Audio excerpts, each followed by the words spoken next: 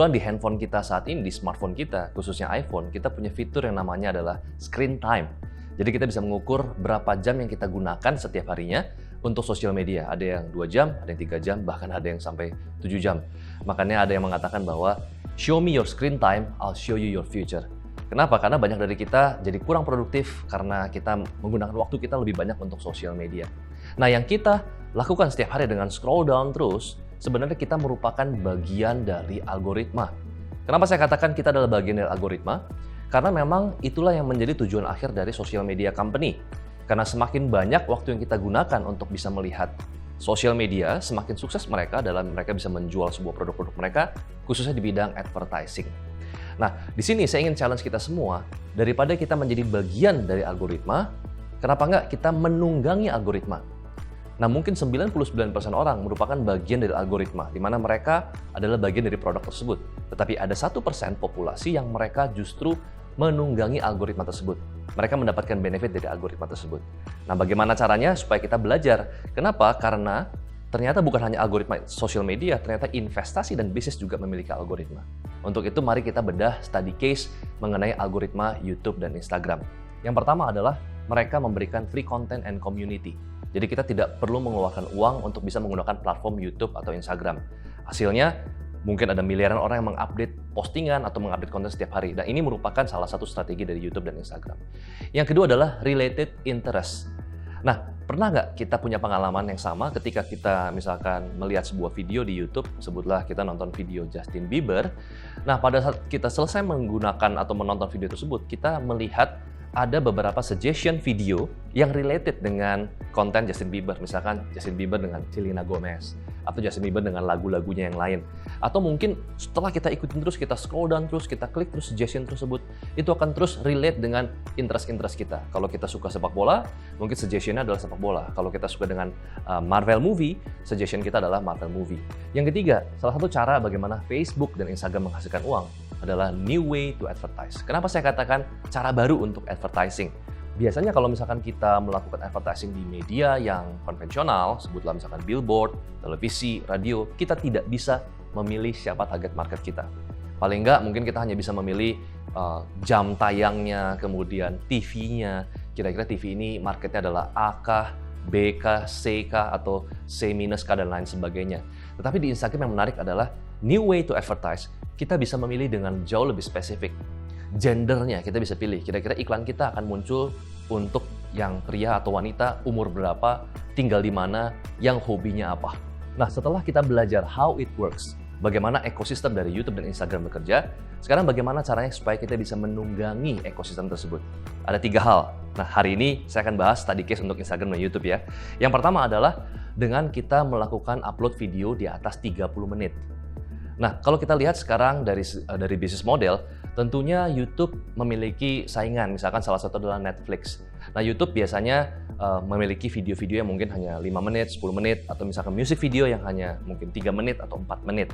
Nah, tetapi dengan adanya satu bisnis model baru seperti Netflix, yang mungkin filmnya sampai 1 jam, 2 jam, nah saat ini YouTube akan mengangkat para YouTuber-YouTuber yang memiliki algoritma apabila mereka mengupload videonya lebih panjang, let's say 30 menit ke atas sampai 1 jam.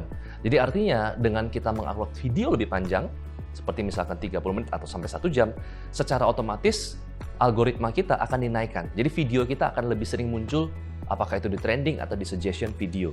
Jadi sekali lagi, kita bisa bergabung, kita bisa menjadi bagian dari algoritma atau menunggangi algoritma tersebut. Sekali lagi dengan catatan, mungkin ketika video ini ditonton 1 tahun dari sekarang, algoritma ini bisa saja berubah. Yang kedua adalah dengan kita mengupload setiap hari. Nah, kita perhatikan, berbeda dengan sosial media lain, YouTube sedikit lebih sulit untuk kita bisa mengupload konten. Kalau di Instagram, kita upload Instagram Story, tidak perlu perfect. Kita makan di restoran, kita upload, tidak perlu diedit. Tetapi ketika kita bicara mengenai YouTube, kita perlu editing, ya, kita perlu coloring, kita perlu tools dan equipment yang lebih profesional daripada kita menggunakan Instagram. Sehingga kalau kita lihat, durasi orang menggunakan atau durasi orang mengupload konten di Instagram jauh lebih banyak daripada di YouTube. Untuk itu, bagaimana caranya supaya YouTube membuat kita lebih banyak posting, lebih banyak mengupload konten, Tidak perlu bagus, tidak perlu equipment yang bagus, tidak perlu editing yang bagus. Yang paling penting bagaimana kita lebih sering. Nah, untuk itu YouTube mencoba untuk membuat algoritma baru. Dia akan menaikkan YouTuber-YouTuber yang mengupload videonya lebih sering. Ya, tidak peduli apakah kontennya itu berisi drama, clickbait, selama dia bisa punya konten yang original dan dia upload setiap hari, maka secara otomatis kita bisa menunggangi algoritma YouTube dan kita akan naik video kita. Yang ketiga, bagaimana kita bisa menunggangi algoritma YouTube atau Instagram tadi, yaitu build the tribe, bangun kesukuan. Nah, ada dua cara. Yang pertama adalah setiap produk yang kita buat, setiap konten yang kita buat harus ada greater cause atau alasan yang lebih tinggi dari sekedar profit making misalkan. Misalkan kita membuat sebuah produk yang produk ini untuk sosial. Kita membuat sebuah event yang event ini 100% untuk sosial. Atau kita bisa menggunakan bahan-bahan yang degradable, ramah lingkungan, dan lain sebagainya. Yang kedua, untuk kita bisa build the tribe, selain daripada kita memiliki hubungan jangka panjang dengan follower kita atau viewer kita, ya selain kita harus balas, reply DM mereka, reply komen mereka, kita juga perlu pertemuan-pertemuan langsung atau kita sebut dengan kopdar atau kopi darat. Jadi meet and greet akan membantu kita untuk kita bisa building the tribe. Kenapa? Karena ketika kita building the tribe, walaupun kita lihat banyak orang YouTuber atau Instagram yang memiliki follower lebih banyak, bukan berarti mereka bisa mendapatkan AdSense ya atau bisa mendapatkan endorsement lebih tinggi daripada orang yang punya follower lebih sedikit.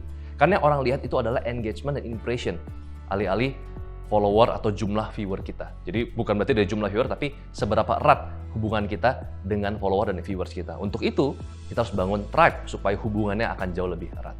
Nah, kalau kita perhatikan how it works, kita belajar bagaimana algoritma YouTube dan Instagram bekerja, lalu kita tunggangi dan kita bisa menghasilkan uang. Kita bisa menghasilkan bisnis di dalamnya. Nah, kalau kita belajar, ternyata investasi juga sama. Investasi juga punya algoritma. 99% orang berada di dalam algoritma investasi. Tapi ada 1% orang yang menunggangi algoritma tersebut. Kita sebut sebagai the 1% game. Nah, jadi kalau kita perhatikan 99% orang itu berada dalam algoritma investasi. Tapi ada 1% orang yang bisa menguasai dan menunggangi algoritma tersebut untuk benefitnya dia sendiri. Nah, jika Anda ingin belajar, tentu kita harus belajar how economy works, how investment works. Sama seperti kita belajar how algoritma Instagram bekerja. Nah, dari sana kita perlu menginvestasikan waktu karena Finvoke akan mengadakan sebuah event yang bernama dengan Finvoke Live, The 1% Game yang akan diadakan hari Rabu, 19 Juni 2019.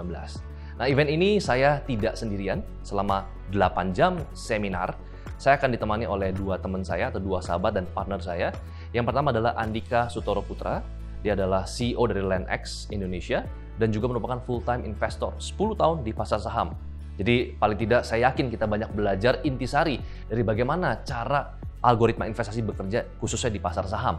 Nah, kemudian juga saya mengundang sahabat dan partner saya yang merupakan founder dari Salt Ventures, sebuah perusahaan venture capital bernama Dani Sutradewa. Nah, kebetulan Dani Sutradewa ini sahabat saya yang memang dari dulu saya kenal, sudah 8 tahun di bidang investment. Jadi dia banyak melakukan investasi di perusahaan startup. Nah, kita bisa belajar bagaimana dan apa itu valuation game. Jadi bagi Anda yang ingin tahu dan ingin ikut serta, kita tahu bahwa event ini merupakan event yang sangat langka karena terakhir saya mengadakan seminar publik itu adalah tahun 2016. Jadi total sudah 3 tahun terakhir saya tidak pernah mengadakan sebuah event. Event ini akan diadakan di kota Jakarta dan hanya berkapasitas untuk 300 orang saja. Jadi bagi Anda yang pasti ingin mendapatkan seat, silakan kunjungi website di bawah saya. Sukses untuk kita semua, sampai ketemu di Finvoke Live.